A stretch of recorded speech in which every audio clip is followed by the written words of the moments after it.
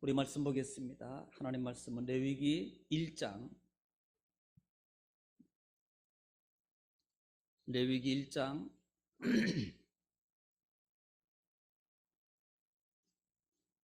1절로 9절 말씀, 1절로 9절 말씀입니다. 우리 다 같이 합독하겠습니다. 같이 합독합니다. 여호와께서 회막에서 모세를 부르시고 그에게 말씀하여 이르시되 이스라엘 자손에게 말하여 이르라. 너희 중에 누구든지 여호와께 예물을 드리려거든 가축 중에 소나 양으로 예물을 드릴지니라.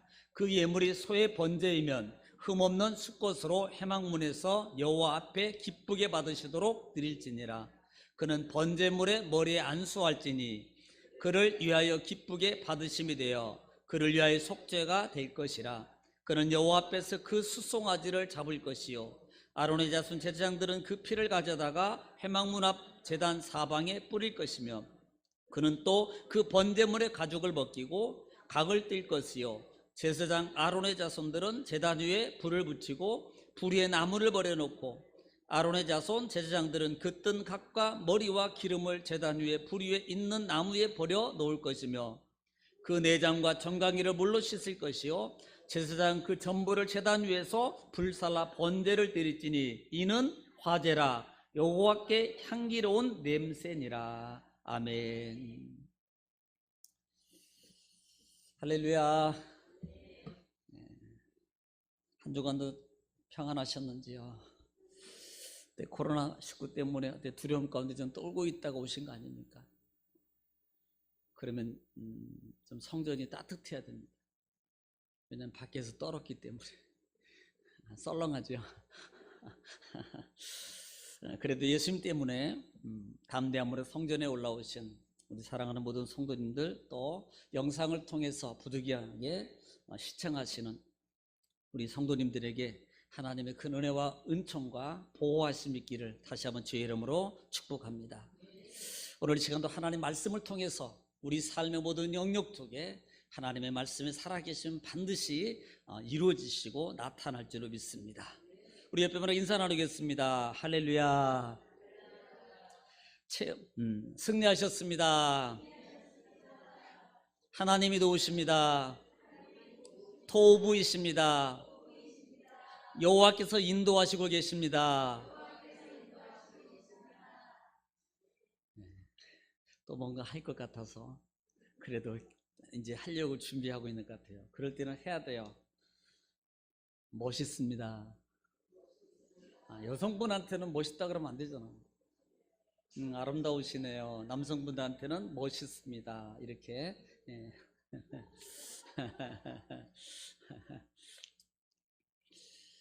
참 어려운 시대입니다. 참 우리가 더 깨어 있어서 기도할 그런 시점이 아닌가 그렇게 생각을 합니다. 이 코로나를 보면서 많은 사람들이 외국 같은 데는 하루에 막 10만 명씩, 이거 작은 숫자가 아닙니다. 우리는 겨우 사망자가 한 270명, 80명 정도 안 되잖아요. 그런데 외국은 뭐 이거 비교가 안 됩니다. 지금도 오직했으면 포기해서 정부도 포기했습니다. 이제는 당신들이 코로나 들어오고 싸워서 이기든지 지든지 둘 중에 하십시오라는 그런 나라도 있어요.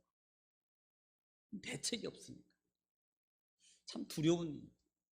더군다나 요즘 같으면은 이 무증상 감염이라는 이것 때문에 상당히 더 두려운 거예요. 무증상 감염이라 때문에. 또 사회적 이슈가 야 신천지가 그랬대더라 그러더니 거봐라 이 신천지 얼마나 우리가 또 그들에 대해서 그렇게 했어요. 물론 잘못한 거예요. 또 야 동성애자들 그것도 그러더니 결국은 이제는 이제 교회가 또 두각을 하게 돼요. 이걸 보면서 우리는 또 생각해 봐야 됩니다. 우리도 철저하게 거룩을 삶을 살아야 되겠다라는 거예요. 철저하게. 코로나에서 가장 보편적으로 하는 것 중에 뭐예요? 거리두기. 또 하나 청결 아닙니까? 청결이에요. 자기를 커버해요. 대부분 지금 여기도 보면 다들 마스크 쓰고 있잖아요. 마스크 왜 쓰고 있습니까? 입 다물고 있어라고. 그런 거예요. 이불주의라고 먹는 거, 말하는 거 그냥 하는 소리예요. 하는 소리. 한 번 정도 좀 생각해 보자는 겁니다. 한 번 정도 좀 생각해 보자는 거예요. 그래서 이런 시대적 상황 속에 많은 어려운 일들이 있을 때 뭐 그래 그런 거야 나하고는 별거 무관해 라고 그렇게 보지 말고 나의 신앙을 점검해 보면서 뭐지? 이런 현상 속에서 나는 뭘 봐야 되지? 나는 뭘 봐야 되지? 나는 하나님을 봐야 되지? 나는 내 신앙을 점검해 봐야 되지? 하나님이 과연 이렇게 정결하게 해야 되고 모든 것을 교회 다니든 예배 다니든 다 그냥 소독하고 그 다음에 소독약 나눠주고 마스크 쓰게 하고 그런 많은 일들이 이 질병이라는 것들이 왜 이런 것들이 이렇게 만들게 하지? 라는 것을 생각해 보자는 거예요. 그래서 그래 나는 아무 무관해 그냥 이렇게 생각하면 그렇게 하세요. 괜찮아요. 그러나 영적으로 좀 깨어있다면은 내가 뭘 청결해야 되지? 내가 먼저 뭘 깨끗해야 되지? 내가 뭔가를 좀 절제해야 되지? 너무 절제 없는 삶 속에 있었던 우리들이었어요. 그런데 코로나를 통해서 우리가 한 가지 지금 제한되고 있는 것 중에 하나가 뭡니까? 절제. 사회적 절제입니다. 그러다 보니까 이게 이제는 영적 절제까지도 가버리는 게 문제라는 거예요. 사회적 절제 속에서 우리는 영적 여러분 회복이 일어나야 되는 거예요. 이것이 하나님이 우리가 이런 시대적 상황을 통해서 우리에게 주시는 메시지가 뭔가라는 것을 생각하면서 그래 내가 하나님께 가까이 가야지. 마침 또 이 시점에 우리는 뭘 하고 있습니까? 출애굽기와 레위기를 하고 있다. 레위기. 자, 우리는 지난주에 레위기를 시작했습니다. 레위기의 중심 단어는 뭐라 그랬어요? 거룩이라는 단어입니다. 분리하는 거예요. 그냥 깨끗하게 성별하게 하는 겁니다. 이 거룩을 위해서 어떻게 보면은 하나님은요, 여러분 정말 단순한 게 뭐냐면 이 거룩한 하나님과의 관계적인 삶을 하나님이 요구하기 위해서 출애굽기 전장을 어떻게 보면은 아브람부터 출애굽기를 통해서 하나님이 준비한 게 뭡니까? 성막이에요. 성막. 뭘 위해서? 거룩을 위해서란 말이에요. 출애굽기 전장은 어떻게 보면은 이것을 거룩한 삶을 살기 위한 하나님의 준비였다라고 해도 과언은 아니라는 사실이에요. 왜 성막을 만들겠는가? 왜 하나님은 10가지 계명을 주게 하는가? 10계명을 주셨는가? 왜 규례를 주셨는가? 그리고 그 규례적인 삶을 살기 위해서 하나님은 어떻게 서약을 하게 하셨는가? 그리고 성막이 완성됐을 때 하나님은 비로소 이스라엘 백성들에게 왜 레위기라는 이 제도를 우리에게 주고 있는가라는 말이에요. 성막의 목적이 뭐라 그랬습니까? 성막은 지난 주간에 금요일날, 수요일날, 금요일날을 통해서 집중적으로 했던 것 중에 하나가 뭐예요? 출애굽기 전장은 섬김으로 이끌어가는 거라고 했어요. 섬김으로 이끌어가는 거예요. 어디서? 성막을 만들고 그 성막에서 뭘 통해서? 제사를 통해서라고 했습니다. 제사를 통해서. 여러분, 하나님의 진정한 그 뜻이 무엇인가를 분별할 줄 아는 시대적으로 깨어있는 영적 분별력을 가지고 있는 저와 여러분 되시기를 다시 한번 주의 이름으로 축원합니다. 이것은 결국은 하나님은 우리를 향해서 뭐 하시길 원하신다? 좀 함께 좀 하자. 함께 좀 하자라는 말이에요. 자, 그래서 지난 시간에 레위기 전장을 통해서 아마 계회를 제가 좀 해드렸어요. 그런데 제가 성경을 또 저도 계속적으로 성경을 또 보고 다시 되돌려서 또 보고 레위기를 다시 또 보고 보는 과정 속에서 이 부분이 조금 더 좀 이렇게 봐야 될 부분이 있더라고요. 그래서 전장을 다시 한번 제가 이제는 장별을 통해서 한번 좀 제가 간략하게 말씀을 드리기를 원합니다. 이 말씀을 듣고 나면 여러분이 레위기를 보면은 이제 뭔가 보일 거예요. 이 레위기는 1장 1절부터 6장 7절까지 보면은 뭐에 대해서 나올까요?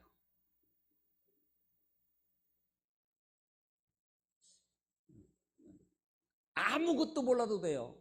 여러분, 눈만 있으면 됩니다. 시력만 있으면. 뭐에 대해서? 독수리 오형제? 아직도 지금 책을 보고 여기를 안 보고 있는 분들이 상당히 많아요. 뭐에 대해서? 5가지 제사제도라고 했어요. 5가지. 한번 여러분 성경 다 읽었을 줄로 믿어요. 제가 최소한 3번 이상은 읽고 오시라 그랬으니까. 자, 첫 번째 제사가 뭐예요? 그 다음에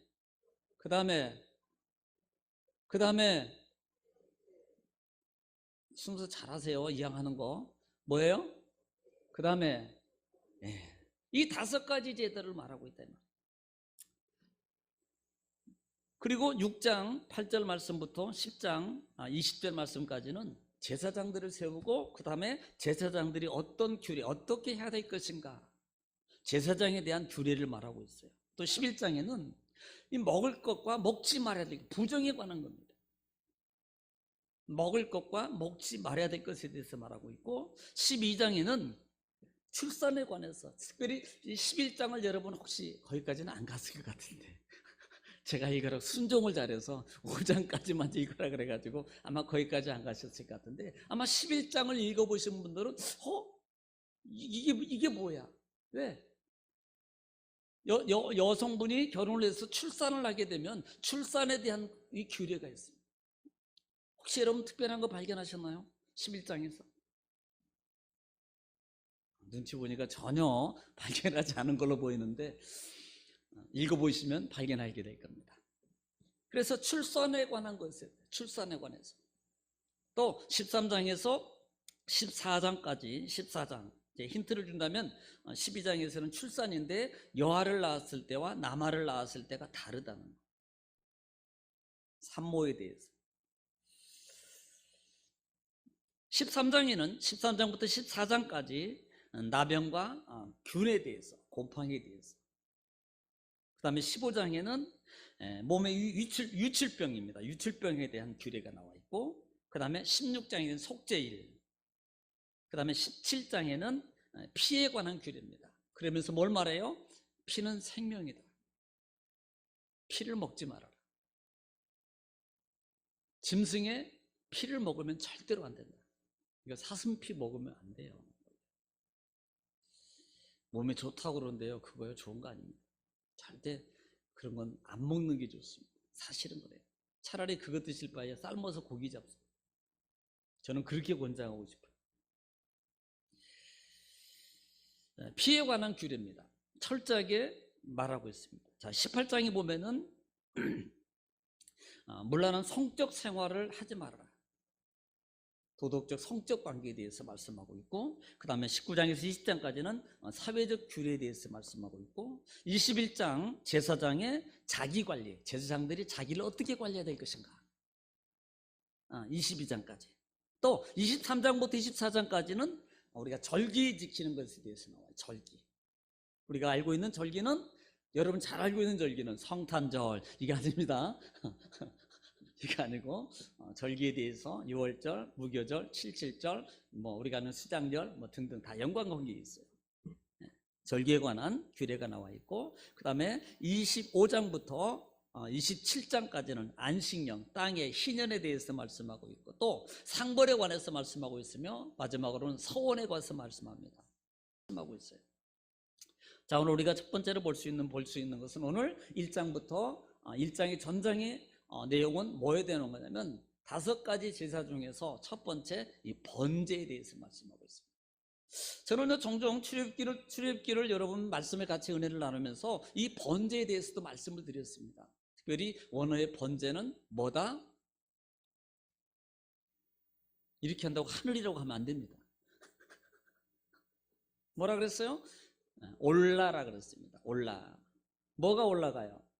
향연이 연기를 하늘로 태워서 올려보내는 겁니다. 향기를 태워서 올려보내는 거예요. 자, 9절 말씀을 읽어볼게요. 마지막 절 시작 쭉 보면은 번제를 드릴지니 이렇게 말하는데, 그 전부를부터 제사장은 시작, 제사장은 그 전부를 제단 위에서 뭐하고 불살라 뭐하고 번제를 드릴지, 이는 뭐하라? 화제라. 여호와께 뭐예요? 향기로운 냄새니라 그랬습니다. 자, 번제는요, 짐승을 잡아서 태워서 그 연기를 하나님께 올려드리는 거예요. 그래서 원어가 올랍니다. 뜻이 뭐예요?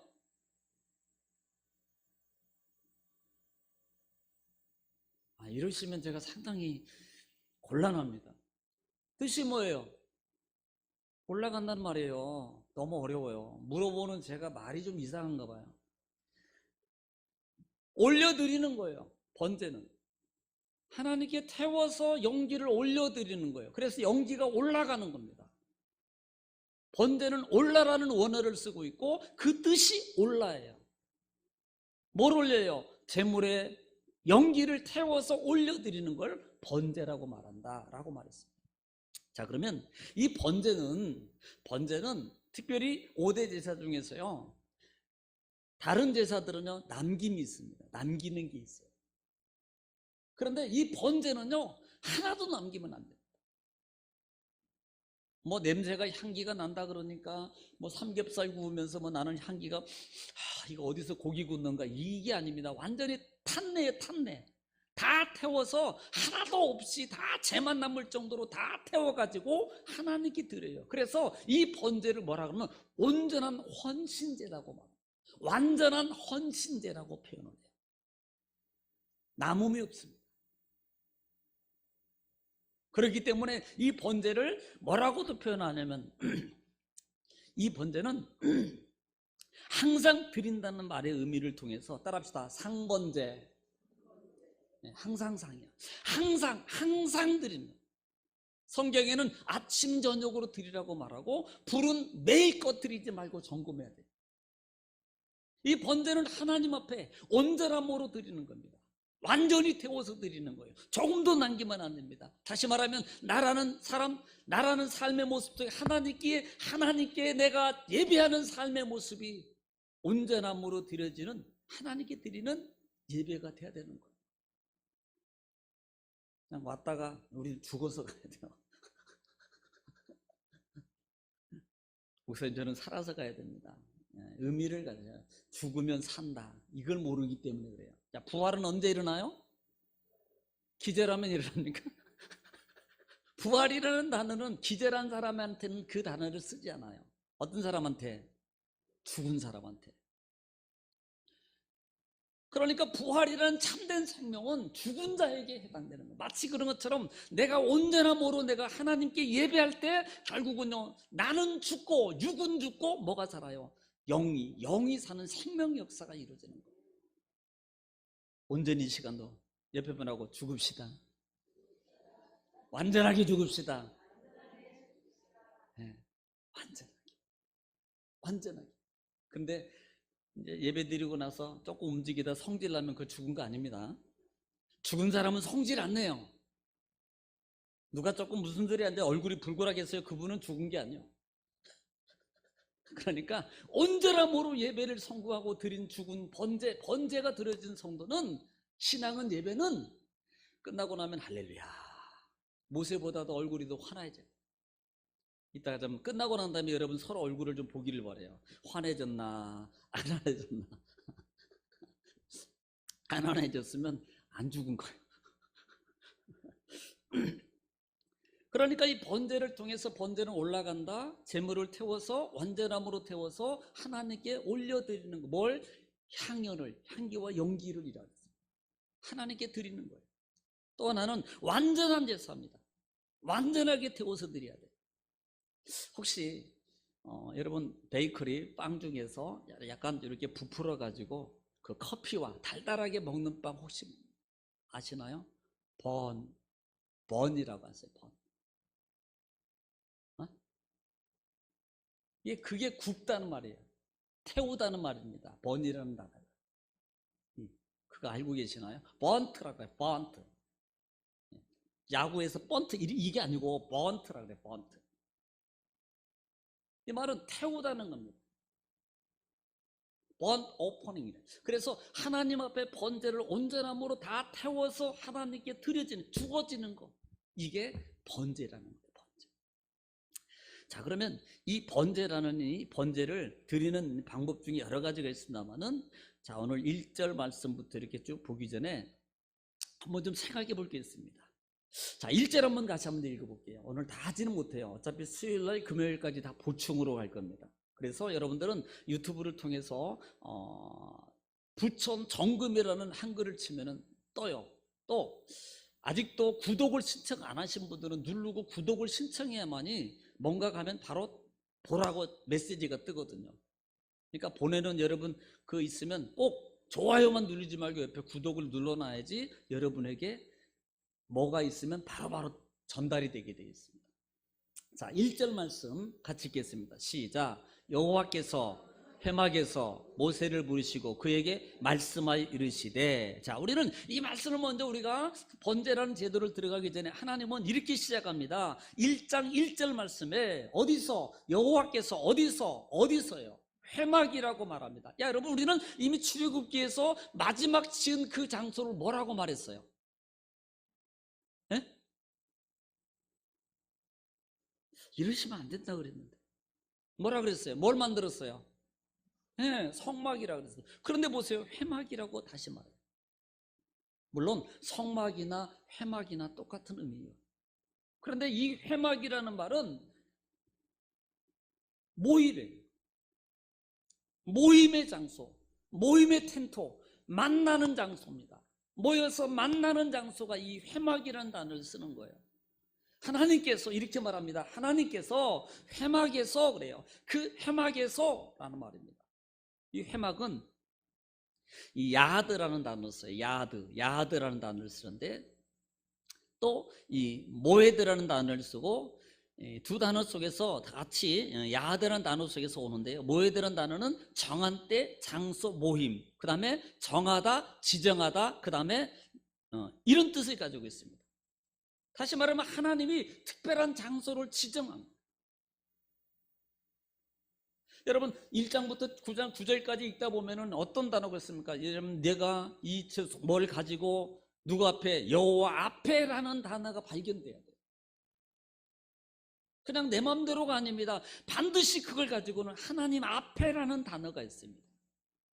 그냥 우리는 다른 것만 보고 여러분 뭐 여기 보면 뭐 송아지를 들였대더라, 그 다음에 잡았대더라, 가죽을 벗겼더라, 뭐 이런 것만 눈에 보게 되는데요. 실제적으로 보면은요, 동사 유형이 상당히 중요해요. 어디냐는 겁니다. 장소가 하나님은 반드시 호렙이라고 단어를 지명해줘요. 그런 것처럼 우리는 하나님 앞에입니다. 하나님 앞에. 이 회막이라는 것은 내가 어디서 회막이라는 장소입니다. 이것은 거기서 내가 너와 만나고 거기서 내가 너와 만나고 말해요. 거기서 내가 너와 만나고 말합니다. 여러분 이 말이 단순한 말이 아닙니다. 상당히 큰 의미가 있어요. 단순하게 그냥 넘어가고 뭐 그런가 보더라 이런 쪽으로 생각할 그런 단어가 아니라 이 말입니다. 왜 이 부분이 중요하냐면 한번 여러분 제가 물어볼게요. 혹시 여기 대통령한테 오늘 내일 전화해가지고 대통령님 저 좀 만납시다 그러면 바로 만나주는 분 혹시? 하다못해 부천시장 아니면 부천 지역에 무슨 뭐 국회의원 같은 저 전화 걸어가지고 누구 좀 만납시다 그럼 바로 만나주나요? 맘대로 못 만나요. 아무나 그렇게 쉽게 만나는 게 아닙니다. 제가 소니 카메라가 문제가 있어서 뭣도 모르고 저는 무조건 본사로 가면 좋다. 그리고 찾아 그냥 그 높은 지역의 여의도의 그 뭐 소니 코리아라는 장소를 찾아서 갔는데요. 야, 거기는 누가 그래요? 거기는 목사님, 거기 지하주차장 꼭 가면 카메라로 그것을 찍어놔야 됩니다. 그래서 왜 그러냐 그랬더니 거기는 들어가면요 자기 차가 어디 있는지를 모른대요. 아니 진짜 실제 가보니까요. 이건 지하주차장이 이건 어디다 대면은 진짜 모르겠더라고요. 그리고 어디로 들어가는지도 몰라. 그분들도 주차 이 관리하는 분한테 이 소니코리아가 어디에 있습니까? 모르는데 어느 동인지요, 뭔지 모르는 거. 그분들도 워낙 동이 한 동만 있는 게 아니고 이렇게 다 연결돼 있어서.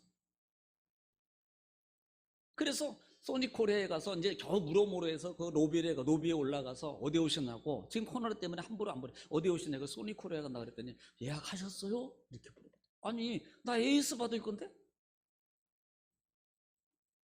예약하셨냐고 물어봐요. 아니요. 그러면 안 됩니다.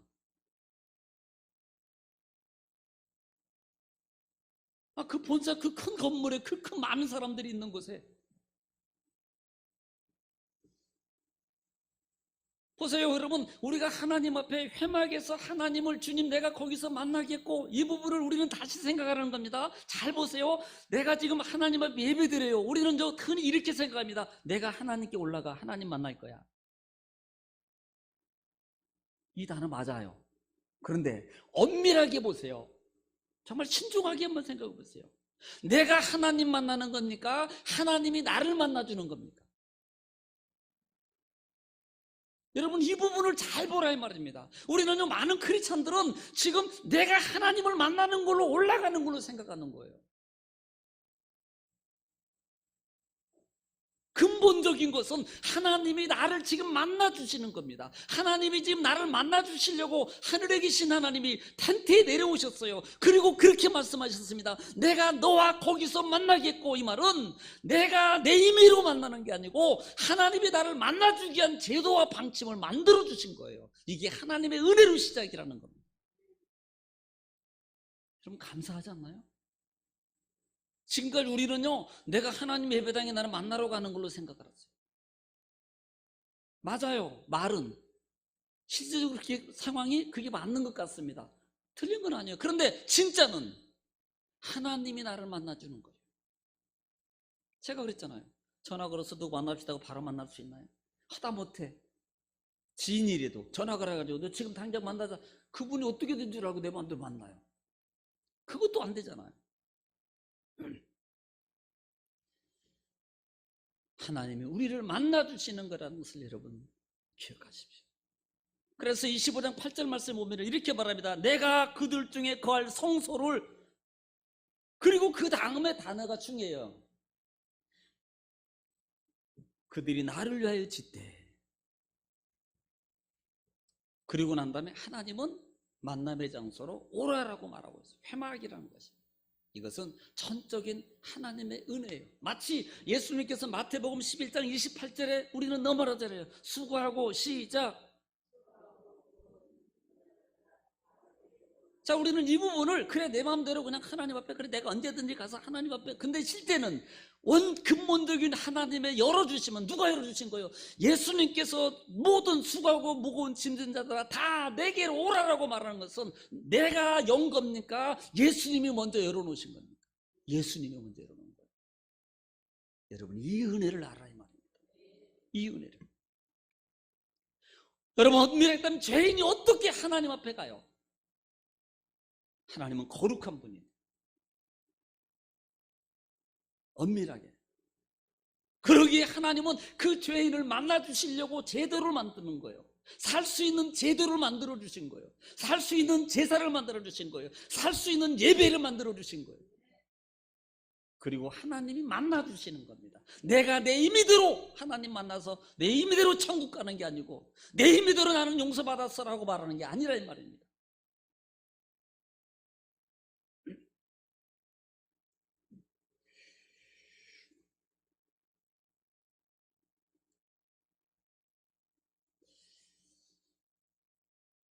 자, 그 다음에 회막에서 모세를 뭐 하시고? 부르시고 그랬어요. 하나님 이걸 카라라고 말합니다. 카라. 부르다, 선포하다, 소환하다, 읽다라는 뜻입니다.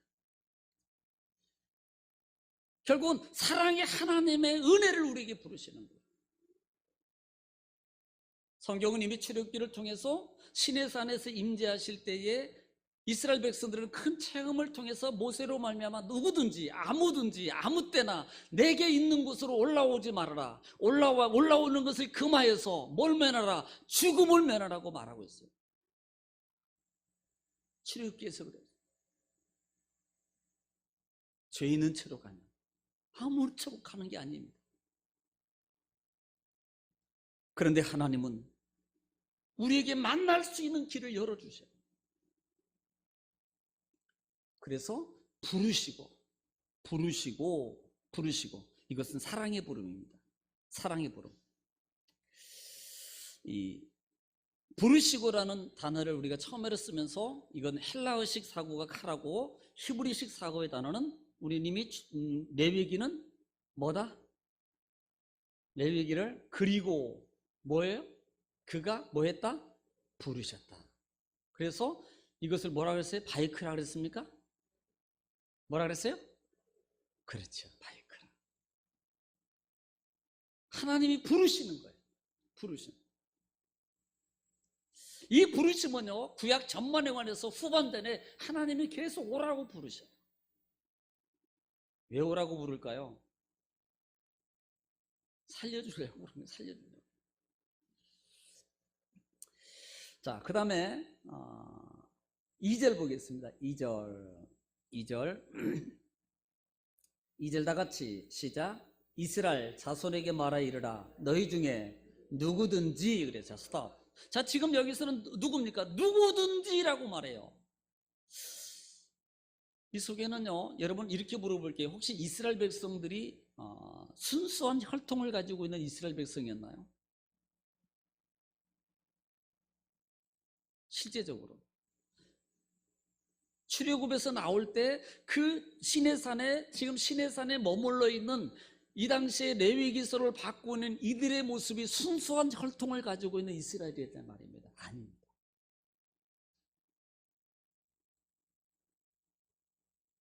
우리는 성경에 출애굽기를 통해서 누구도 나와요?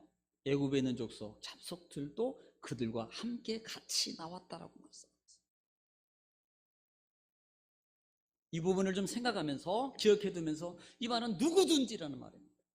이스라엘 족속인 누구든지, 이 말을 다른 말로 또 우드를 보면은 이렇게 봅니다. 빈부 귀천 남녀노소 누구든지 하나님 앞에 갈 수 있어요. 누구든지 하나님 만날 수 있습니다. 누구든지 해막에 들어가라는 거예요. 누구든지. 돈 있는 사람만, 없는 사람만, 아니면 불쌍한 사람만, 병든 사람만 아니라 이 말입니다. 누구든지.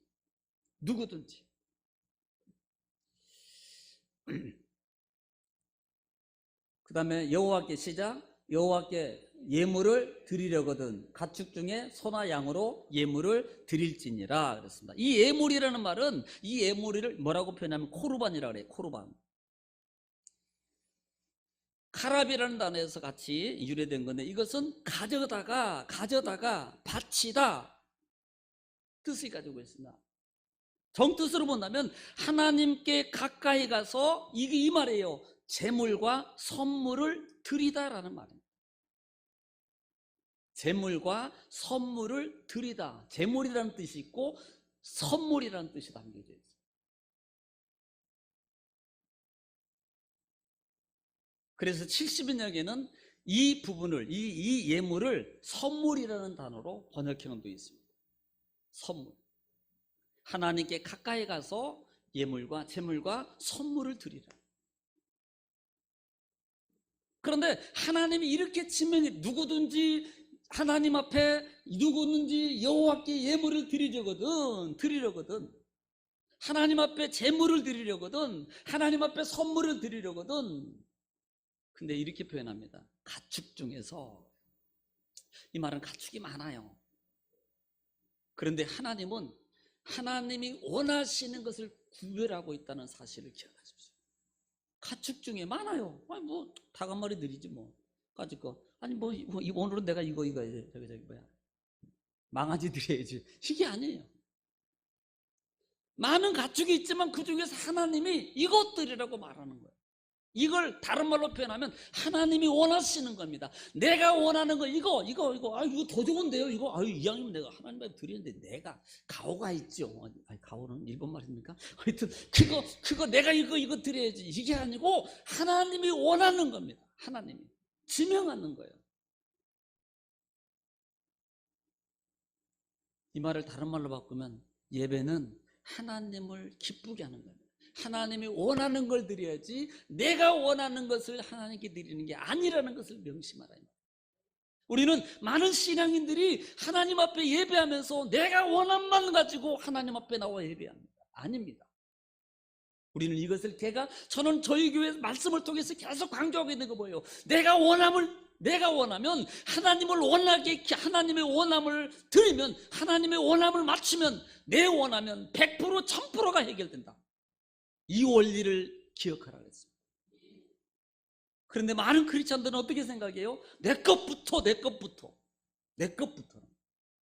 그래서 조건적인 신앙입니다. 하나님 이 문제 해결해 주시면, 하나님 이 병 고쳐주시면, 하나님 나의 이거 기도응답해 주시면 내가 열심히 더 많이 드리고 하겠습니다. 이렇게 말한다 이 말입니다. 이건 하나님이 기뻐하는, 하나님과 앞에 가까이 가는 방식이 아니에요. 하나님이 원하시는 게 있어요. 그런데 가령 예를 들어서 부모에게, 가령 예를 들어 여러분 자녀나 아니면 여러분 부모가 자녀에게 용돈을 준다고 쳐요. 5만 원. 적어요? 100만 원. 이때 아멘 하면 혹시 그리 될지도 모르는데. 그런데 가령 예를 들어서 5만 원 주면서, 뭐 예를 들어서 5만 원 주면서 부모님한테 엄마 나 용돈이야. 그러니까 주먹에다 고깃주먹에 툭 던져. 엄마 마음대로 써? 받을 겁니까? 안 받을 겁니까? 일단 받아요. 그리고 혼내줘야 돼.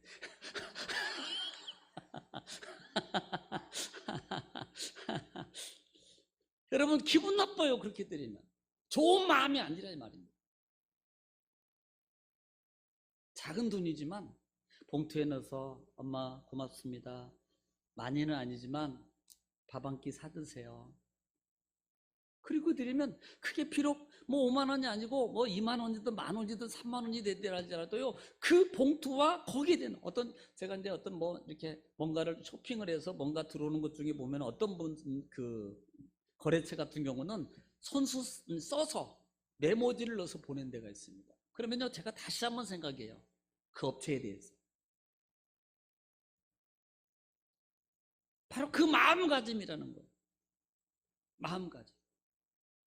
여러분 이 마음가짐은요 제사와 예배의 삶 속에서 정말로 참 큰 영향력을 미친다는 것을 여러분 기억하십시오. 그 부분이 창세기 4장에서 이루어진 시작입니다. 가인과 아벨의 제사 아니냐 이 말이에요. 마음의 가짐.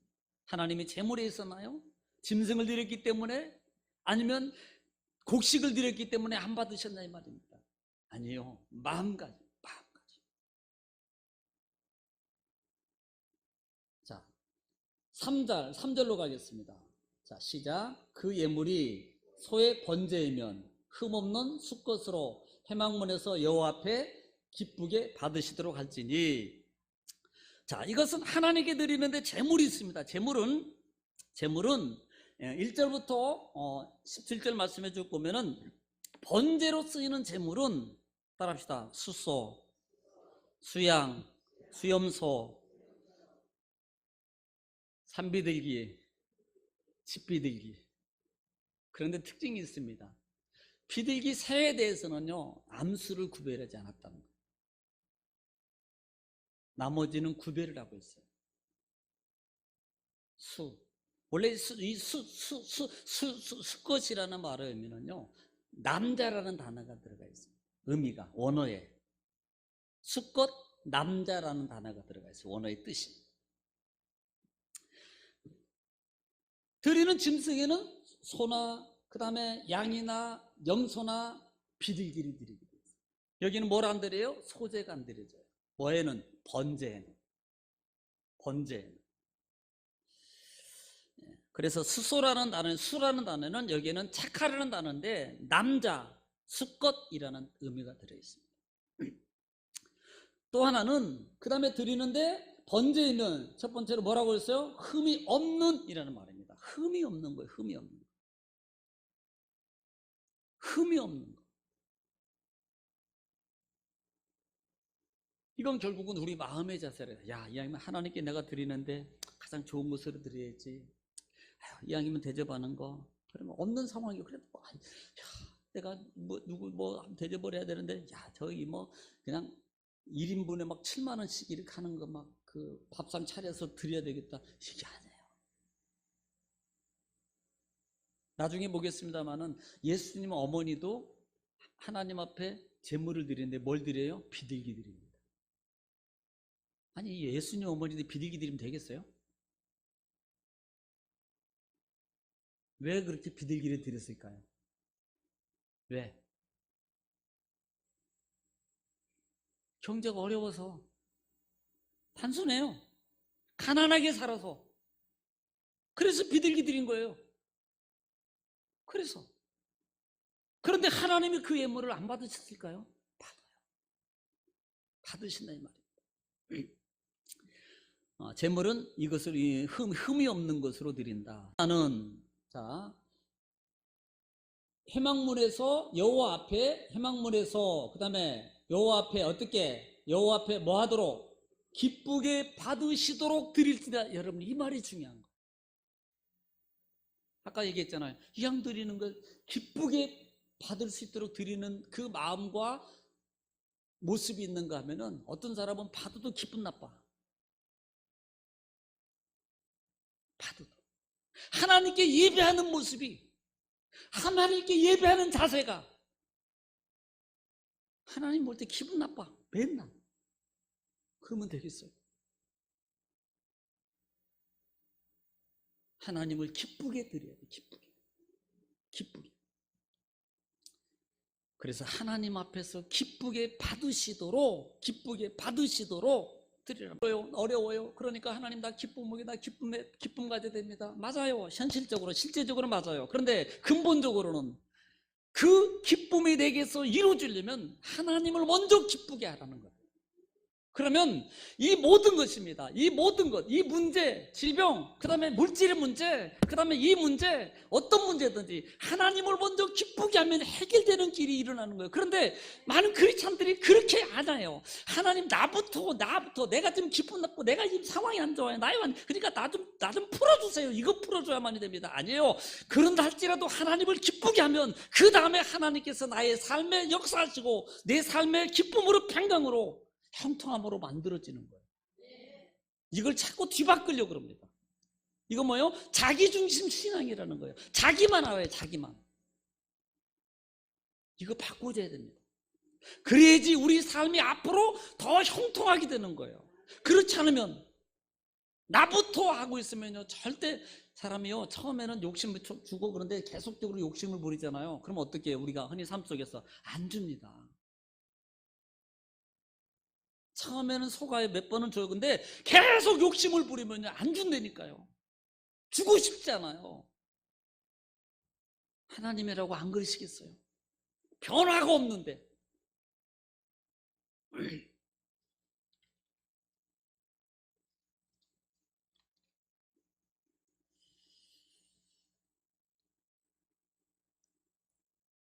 디모데후서 2장에도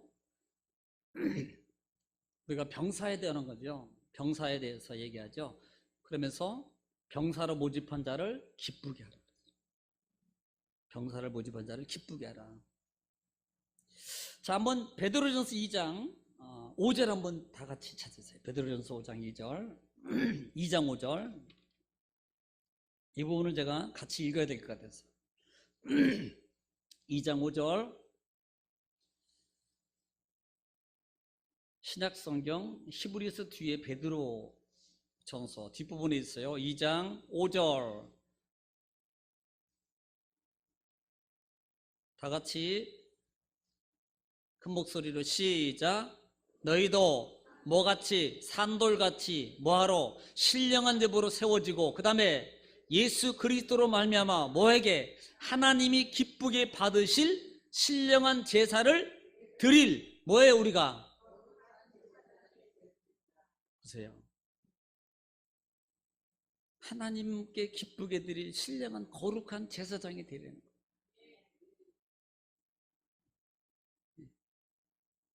하나님을 기쁘게 하면요 내 삶 속에 하나님의 놀라운 능력의 많은 역사를 통해서요 기쁨이 막 생겨납니다. 물질의 문제도 해결되고요 뭐 어떤 문제 다 해결돼요. 하나님을 기쁘게 하면. 그런데 우리는 이 육이 근본적인 것이 나부터라고 자꾸 이게 배워져 있어요. 생각과 관념 속에, 습성 속에. 나부터네. 옛날에 우리는 어른들이나 이렇게 대하면 뭐 좋은 거 있으면 꼭 어른부터 했어요. 근데 지금은 나부터. 우리 정말 청년들이나 학생들은 절대 그러지 마세요. 안 그래요. 우리 많이 자꾸 제가 잔소리 하니까 우리 청년들은 그렇게 안 하는데 어른부터 항상 그게 처음에는 먹고 싶은데 뭐야 이거 나는 뭐야 내가 뭐 어른들 하면 어른만 입이야 나는 입 아니고. 그런데 어느 순간이 지나면 그 했던 모든 것들보다 더 많은 것들이 내게 오기 시작해.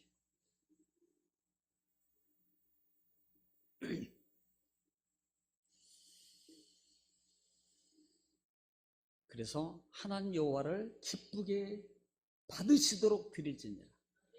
이 양 하는 거, 이 양 예배 드리는 거, 어차피 오늘 이 시간 나와서 때우고 가는 게 아니고 예배 드리는 거라면 하나님이 기쁘게 드리란 말입니다. 기쁘게 드리면 어떤 현상이에요? 나에게 하나님이 기쁨을 주는 게 자동이에요, 자동.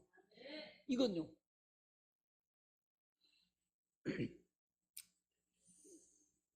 자, 4절 시작. 그는 자 레위기 1장 4절 여기까지만 하고 이제 수요일날 또 이어서 할 거예요.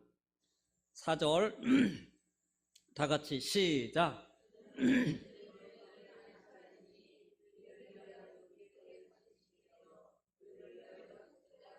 자, 지금 번제물을 드리는데 흠없고 흠없는 수양을 드려라. 그 다음에 드리는 어떻게 드려야 되냐? 여호와 앞에서 드려라. 그런데 그 마음의 자세가 어떻게 되느냐? 하나님이 기쁘게 받으시도록 정성을 다해서 잘 드려라. 그런데 그 드리는 제물을 어떻게 해서 드릴 것이냐라고 말하면서 뭐라고 표현해요? 안수하여서 그랬습니다. 자, 물어보겠습니다. 여러분은 좀 잘 대답해. 틀려도 괜찮고 맞아도 괜찮아요. 자, 안수해라 그랬습니다. 안수는 누가 할까요? 할렐루야. 자, 좀 생각을 조금 바꾸십시오. 지금부터 오늘부터 바꾸세요. 따라합시다. 제물을 드리는 사람. 이 점 기억하세요. 왜냐하면 이 말이 나중에 제사장도 자기를 위해서 속죄하는 과정 속에서 제사장도 제물에 손을 얹습니다. 안수해요. 뒤에 보면은. 그런데 성경을 한번 잘 읽어요. 전가라는 말입니다. 안수는 어떤 의미예요? 전가시키다. 또 넘어가는 거예요. 자, 누구의 죄를? 자기 죄를 짐승에게 또 넘기는 안수예요. 그러면 그 안수는 사람의 짐승의 머리뿔 사이에 안수라는 단어 속에 보면 그 기쁜 보통 이 안수하는 게 아닙니다. 힘을 다해서 막 그 위에다 올려놓고 힘을 다해서 막 눌러서 안수해요. 사실 보면 그 뜻이 담겨져 있습니다. 그런데 이 안수라는 말의 의미의 뜻을 잘 새기십시오. 내 죄를 그 짐승에게 전가시키는 거예요. 그럼 누가 올려야 돼요? 손을. 그러죠. 지금까지 우리는 누가 한다 그랬어요? 제사장. 그렇죠? 자, 그러면 다시 보세요. 3절 보겠습니다. 3절의 시작. 그 예물이 서 번제물 흠없는 것으로 희망물의 여호와의 기쁘게 받아 드릴지니라. 4절 그는, 자, 그는 여기서 누구일까요? 그는 선지자 아닙니다. 이 단어는 나예요. 나 드리는 사람입니다. 지금 이 그를 선지자로 보고 있다는 게 문제예요. 왜? 우리 속에 지금은 안수는 제사장 목사들만 하는 걸로 이렇게 알고 있어요. 계속 지금까지. 그러니까 이 머릿속에 관념 속에는요, 선지자 제사장만 안수하는 거야. 그런데 물론 이 안수로 세워 사는 과정 속에 원래 안수는요, 축복의 개념이 아닙니다. 전가의 개념이에요. 나중에 신학에 와서 기름 부어서 세우는 과정은 이제 세움의 과정, 사명의 세움이에요. 안수는 이걸 기억하시란 말입니다. 나의 죄를, 나에 있는 것을 전가시키는 뜻이에요. 원래 이해가 아직도 안 가요. 왜냐하면 지금까지 그렇게 생각을 했고 알기 때문에. 그런데 그는 여호와 앞에서 그는 번제물에 안수할지니, 그 다음에 또 누구를 위하여? 그러면 그가 제사장을 위해서 지금 하는 거예요? 자, 물어볼게요. 자, 그는 안수할지니, 그 다음에 그를 위하여. 그럼 누구를 위해서? 지금 계속 자기가 가져왔습니다. 그런데 그는 그를 위해서 안수하고 그를 위하여라는 말의 의미는 누굽니까? 지금 자기를 위해서, 자기 때문에 가지고 왔는데 제사장을 위해서 안수하고 제사장을 위해서 드리고, 여러분 이렇게 가는 거예요? 지금 이 말이? 다시 읽어보세요. 다시 4절 시작. 그는 번제물 머리에 안수할지니, 그 다음에 그를 위하여 기쁘게 받으시면, 그를 위하여 기쁘시면 누가 받는 거예요? 그가 누구예요? 재물을 가지고 온 사람이에요. 이제 좀 이해가 가십니까? 권사님, 선지자 아니죠? 권 권사님? 생각이 아직도 잘 안 들어오면 집에 가서 제가 거짓말 못하고 50분만 그 자리에 있으세요. 그러면 그 국어를 아마 이해가 될 거예요. 왜냐하면 우리가 지금까지 그렇게 생각을 해왔어요. 또 그렇게 축복 막 이런 개념만 가지고 있거든요. 안수라는 의미가. 그래서 제가 첫 번째로 안수라는 개념을 바로 알아란 말입니다. 전가예요. 안수는 전가다. 요걸 명심으로 알고 있으면 전혀 오해가 안 생겨요. 그런데 축복이라고만 생각하니까 우리가 잘 안 바뀌는 거예요. 그러면 제사장은 안수 안 하냐? 나중에 자기 재물을 속죄소에 하나님 만나러 속죄소 갈 때 자기 제사장은 반드시 또 합니다. 똑같이. 누구를 위해서요? 그때는 자기를 위해서입니다. 자기를 위해서. 제사장도.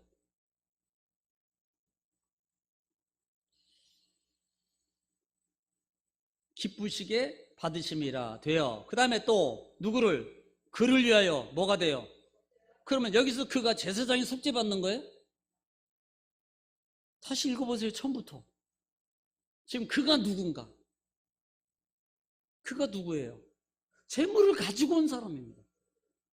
그런데 만약에 이걸 제사장으로 바꿔버리면, 바꿔서 한번 해석해 보세요. 어떻게 되나? 이 가지고 온 사람은 아무 효용이 없어요. 죄도 속죄도 안 되고 이 사람은 죽어야 돼. 결국은. 왜? 속죄가 안 돼요. 그를 제사장으로 해결해 버리면 이 사람은 속죄가 안 된다니까요. 그래서 이 레위기를 끝까지 여러분 안 읽으면 이 부분이 이해가 안 돼요. 그러나 만약에 여러분 27장까지 한 번이라도 읽고 오신 분은 이 부분이 아마 보일 겁니다. 왜 이 말이 맞는지. 안 읽었기 때문에 이 부분에서 막혀 있는 거죠. 꼭 읽어보세요.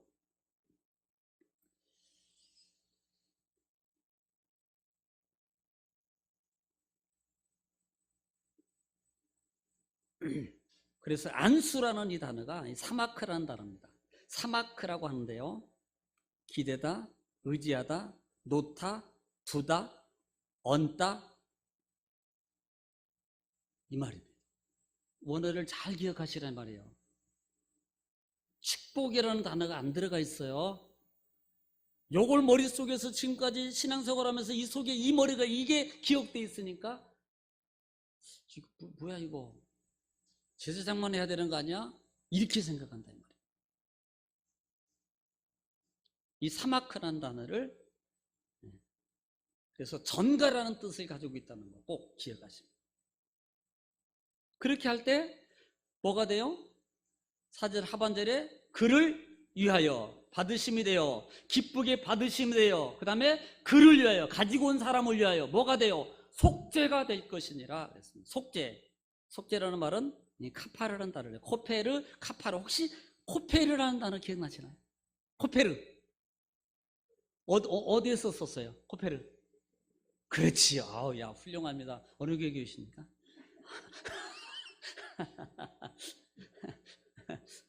우리는 방주 얘기할 때 코페르에 있고, 그 다음에 모세, 바구니 얘기할 때도 코페르 위에 있어요. 근데 거기에서 나오면 코페르라는 단어에서 온 거예요. 카파르라는 단어 씁니다. 속죄라는 단어. 그렇기 때문에 여기는 역청으로 위에서 바르다라는 뜻이 있다 그랬어요. 그래서 속죄하다, 덮다, 가리다, 화해하다라는 뜻을 가지고 있습니다. 뭐 할 때? 하나님 안수해서 드릴 때. 그 사람의 죄가 없어지는 거예요. 그 사람의 죄. 자, 오늘은 여기까지입니다. 자, 오늘 우리는 번제에 대해서 말씀드렸습니다. 번제는 상번제라 그랬어요. 기억하십시오. 이것은 5가지 제사 중에서 늘 드리는 것, 빠지지 않고 계속적으로 반복해서 드리는 게 번제입니다. 이건 너무 중요하다는 겁니다. 번제. 하나님과의 관계적인 이것. 추후에 이것이 결국은 예수님의 십자가에 죽으시면 번제.